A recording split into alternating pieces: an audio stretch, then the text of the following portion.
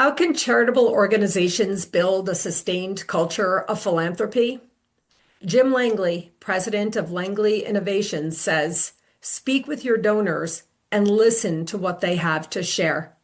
In this video series, Jim shares decades of expertise and his commitment to helping institutions develop the most effective strategies to build broader and more lasting communities of support.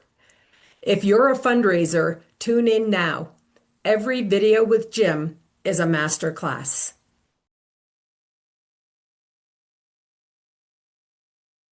Welcome back, friends, to the Fundraiser's Pledge, a conversation on philanthropy with Jim Langley. We've covered two ideals so far: leading with shared purpose rather than with organizational need, and building lifelong partnerships rather than pursuing gifts. Today's ideal may be the most humanizing of all five.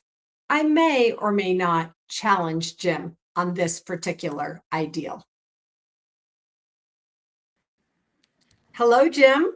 Hello, Susan. I hope you do challenge me. Okay. Jim's not afraid of a challenge from me. The third ideal is about the donor as checkbook problem. Here's the pledge.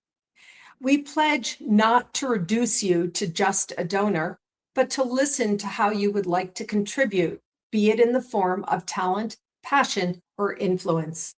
So, Jim, the use of the word reduce is kind of striking here. And I'd like to get started by having you share the translation of how you came up with this concept of reducing donors to a checkbook. Oh, it came from so many different sources and activities and interactions with donors, Susan. I think one of the things I'm sort of born with was a pattern recognition mind. And so across conversations, I started to hear expressed in different ways this desire to be more engaged and involved.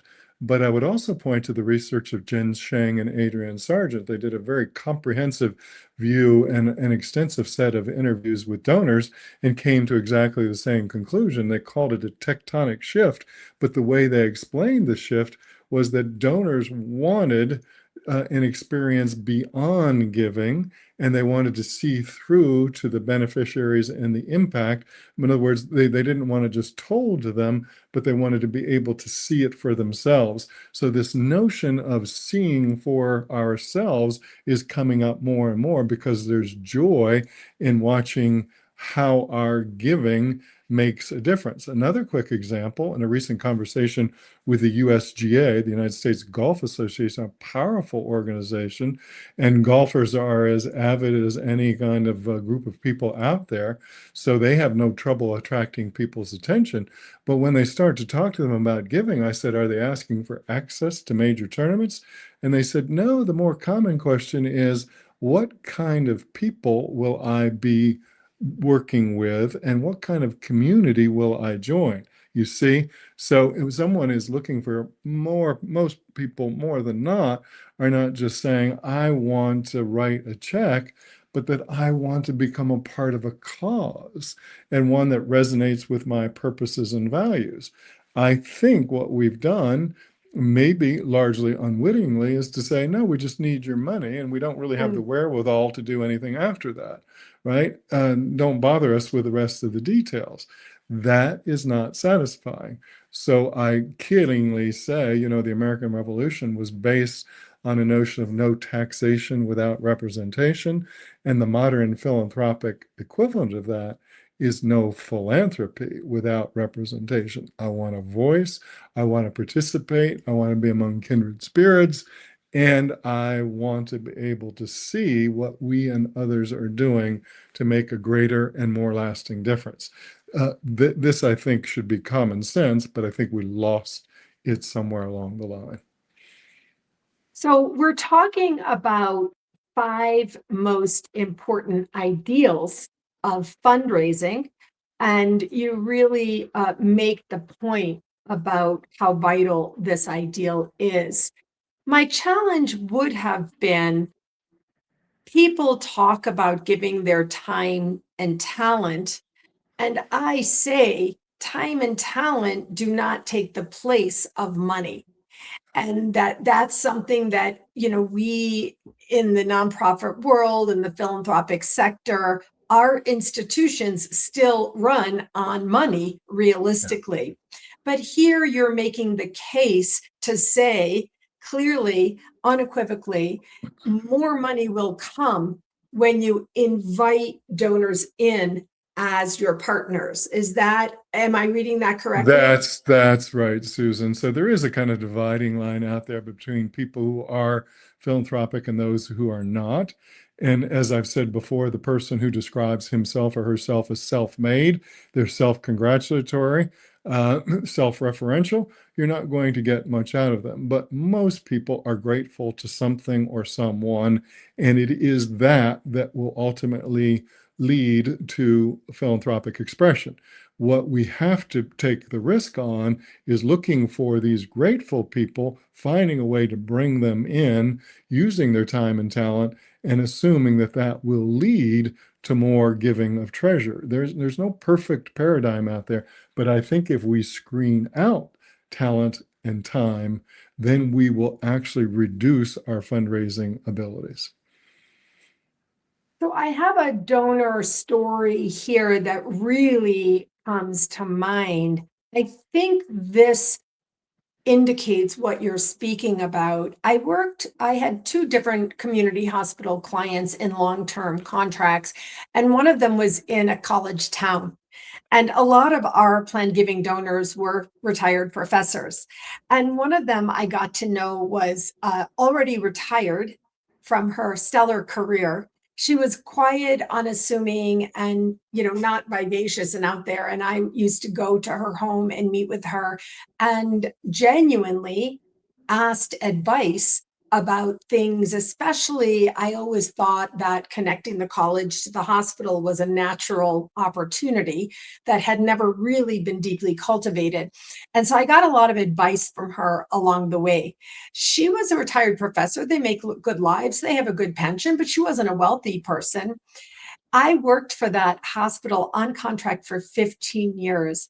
After I left that position a few years later, I got a personal phone call from the new executive of that hospital foundation. And I didn't really know her, but she knew my name, of course. I had been the plan giving person for 15 years. And she told me that college professor had left a bequest of $700,000. And it was the perfect example. I feel like, and I didn't know what she had. I didn't know. I knew she was making nice gifts annually. I had myself solicited her for her planned gift. So I knew, but you don't know what's going to come. You don't know what's going to be That's needed, et right. cetera. So that would be a real life example of what you're talking about. Is that correct? That's right. And we're going to see more and more of that in the coming years of these quiet loyalists leaving these remarkable estates. And they will not give before that, no matter what you do. It's just a type of person. They're a saver, they compile. And for whatever reason, they've chosen to wait until they die to express that full commitment. So, isn't that wonderful? But that's the long return. And let's not forget that volunteers give 10 times more over their lifetime than passive givers. So we have all sorts of evidence that say when you connect time and talent, you will, over time, see a far greater expression of one's philanthropic intent. Now, we just, our desire to put the shortest stopwatch on it gets us in trouble. Oh, it's about this year, not to the donor. It's about something greater, much, much greater than this year. Two things. When you say that, what comes up for me, Jim, is how we solicit them in buckets. We're Yes, asking them to give to the annual appeal. They're just giving to our organization. They don't know where it's dropping into. That's, exactly. yeah, that's our language. And then I love what you said about quiet loyalists. And Yes. it's the same thing. And Jim, countless stories of people who have been with organizations for 20 years, right? As donors, as board members, committee chairs, campaign chairs, et cetera. And that's really when they become what you call ambassadors and influencers. Yes. So another gentleman out there recently posted on LinkedIn about the anatomy of the big gift, the mega gift, and his study showed this powerful correlation between serving on the board. Well, there's the ultimate engagement opportunity, isn't it? It's the ultimate way to lend one's talent and to do so in a way where the time then doesn't seem taxing. And some volunteers say they use too much of my time and too little of my talent. So we got to be really careful about setting up volunteer opportunities that are talent forward and really listen to how people want to contribute. And when they do, you then see this greater expression of their giving. There's abundant evidence from many different sources that the time and the richness of the time, how rich you make that time for the donor, leads to much higher and more sustained rates of giving and higher levels of estate giving. There's just no doubt about it. And the opposite of that leads to the erosion of which you spoke in our last conversation. You called it the erosion of donors. There's Yes. reasons for that, not sharing values. But this is something that if you're not getting it right, another organization might be, and your donor, the checkbook, may go to another organization where they're being treated like a human. Isn't this true of everything in life, that we will gravitate to those places where we feel most comfortable, where we feel most appreciated, and we feel most surrounded by kindred spirits? So you're right, Susan. That's the vulnerability, is the organization that does a better job of understanding that donors want more than writing a check. They want a self-actualizing experience, and they want to share that set of beliefs with people who understand them, where it's second nature. So I think I may have shared in another setting, but I asked a well-traveled consultant whose judgment I trust, because I get this question all the time, name the best fundraising organization out there. And he said, a fly fishing lodge in Idaho, because everybody loves fly fishing. They love each other's company, and they will give to anything that makes that experience more prevalent. And they'll give to make the environment more sustainable, because they have seen the joy of not only fly fishing, but fly fishing with kindred spirits.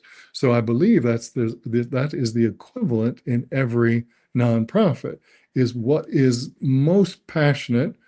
How can it be better shared so that it is a more joyous experience? Then we give as an extension of this wonderful experience that we're having. We reach a point where we can't imagine doing without it. So we give to sustain it. And then ultimately we give to sustain it beyond our lifetime so that others may derive as much joy from it as we did.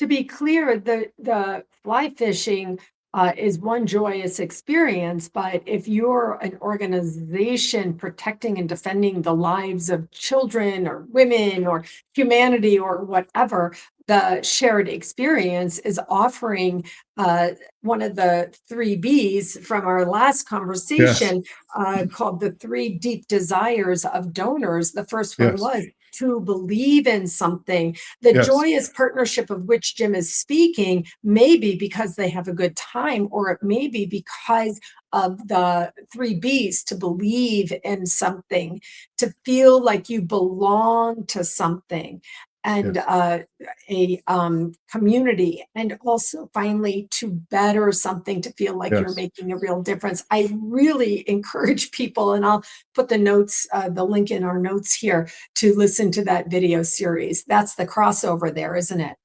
That's it. And that's the parallel, is that you want to see through to the person or the community being helped. You want to know that it made a difference. And when you and your colleagues that you have been working hand in glove with say, we did that, it's incredibly joyous that we helped a person, that we put a child on the right path, that we helped save a family, that we helped a woman who may have been battered. Whatever it is that your life taught you is really important. You want to see through the organization to the impact that you've had, and you want to be look across and share that we did that, not just I sent a check and isn't that nice?